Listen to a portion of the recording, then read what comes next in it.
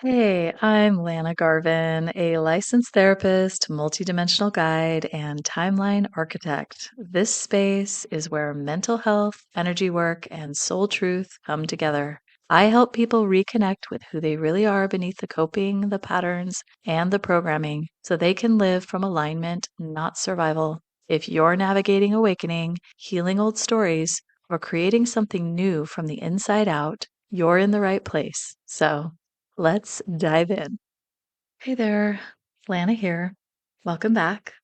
So, you know how fear can just show up in your life like an uninvited guest? Not knocking, not asking permission, just barging in and rearranging the whole vibe. That's how it's always felt for me. Sometimes it looked like a hydra, this many headed monster that no matter how many times I faced it, it seemed to come back. Sometimes it felt like barbed wire wrapped around my soul, keeping me from moving freely. And for most of my life, I thought, this is just how it is. And maybe you know that feeling too, the fear of what people think, fear of messing up, fear of being too much or not enough. But recently, something clicked for me. I realized I'm not actually afraid anymore. And just saying that out loud, it feels so revolutionary. And I don't mean that I never feel the sensations of fear, because I do. My nervous system still does its little thing. It flinches, it tightens, it really wants to react.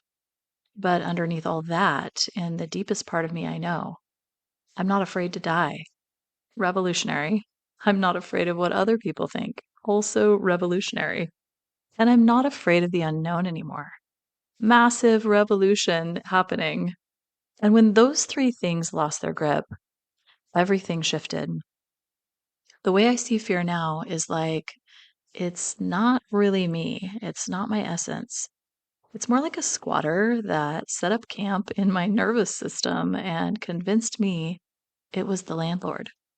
Or like a bad roommate, the one who never pays rent, eats all your food, and then acts like they're in charge. That is fear. And the moment I stopped believing it was mine, it started dissolving. Not because I fought it or conquered it, but because I stopped feeding it. There were three truths that really set me free. First, death isn't the end, it's just a threshold. That one realization alone takes away so much weight. Second, people's opinions don't define me. They are projecting their own stuff, and that is okay. Third, the unknown isn't scary. It's where all possibility lives. And when you live from that place, fear has nowhere left to hook into. Here's the metaphor that helps me. I'm like a broadcast tower. I send out a signal and reality reflects it back. If I'm broadcasting fear, life mirrors fear. If I'm broadcasting freedom, life mirrors freedom. Nature, relationships, circumstance, they are not the source. They're the receivers. They're the feedback loop. And when I got that, I realized how much power I actually have. Not power over, but power within. Let me give you a simple example.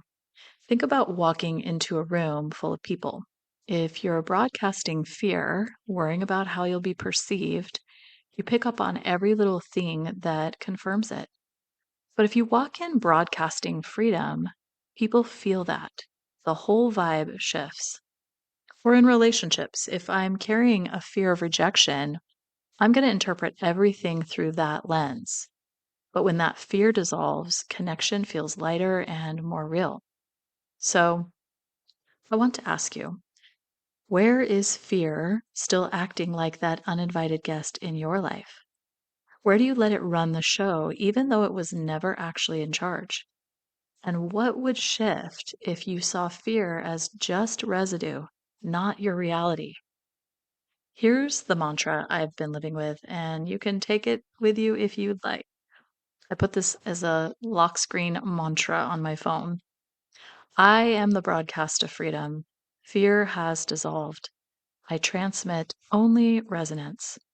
You can put it on your lock screen if you like it, or write it on a sticky note, or repeat it when your nervous system flinches. It's been very helpful for me. So that's where I am right now, living in a reality that isn't written by fear anymore, but by resonance. And here's the beautiful part: when one person dissolves fear, it makes it easier for the next person to do the same. So the more of us who broadcast freedom, the more the world begins to reflect it. So thank you for walking this with me. May you release the squatter once and for all.